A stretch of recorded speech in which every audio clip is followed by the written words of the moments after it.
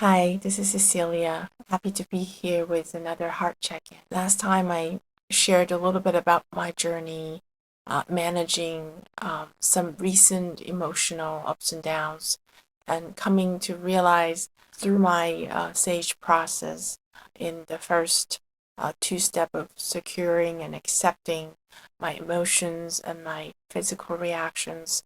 I realized that I was going through some uncertainties in my own life that impacted my feeling about my relationship or heightened some insecurities or gaps in my communication with my partner. Today, I have come to you after another few days of internal reflection and feeling my way, and I want to share with you a little bit of what I said, what I was talking about when I just said about the Sage 4 steps.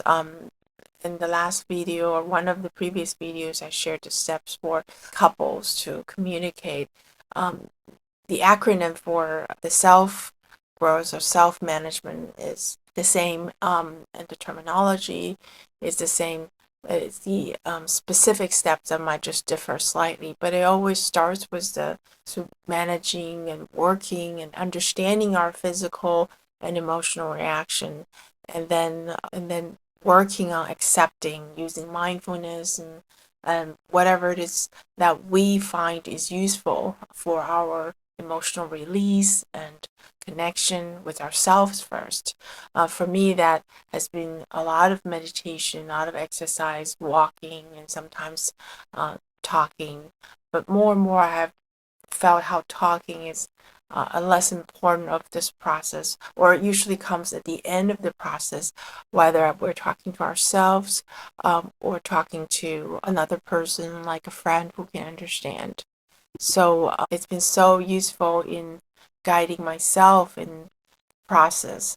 And today I was really thinking about or feeling a sense of wistfulness or sadness as I have been working with myself in a lot of these physical reactions, emotional reaction, as I experience perimenopause, as I experience the aging of my body, because essentially this is what it is, right? I'm gradually losing the hormones that would allow me to produce a baby. It's been quite difficult.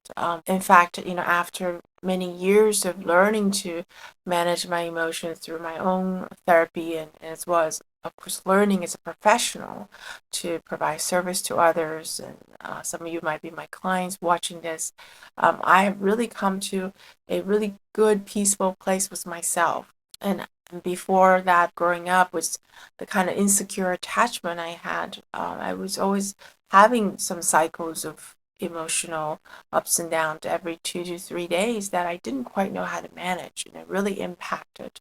That's why I'm sharing this and sharing this journey that I'm continuing to have as I now approach menopause in the next few years, transitioning into menopause. And this perimenopause experience so far was the fatigue, was the emotional ups down, was some of the craving, was the night sweats, and everyone's symptom would be very different, even if we might sort of overlap in some of those experiences. In this process, I'm really feeling this journey towards aging and eventually really towards death. And I know it sounds really perhaps dark, but to me, it's a very honest, intimate topic. And I am a fan of the psychologist and writer Irvin Yalom, and he, uh, I wouldn't say invented, but definitely refined and redefined the existential psychotherapy. And really, one of the tenets of that psychotherapy is um, using our relationship to death as a way to work with ourselves to uh, be okay and triumph and go work our way through um, the low and the high of being a human, really. And we ultimately, from the day that we were born, we're as much growing up and living as we are stepping one day at a time closer to our eventual undeniable reality of death.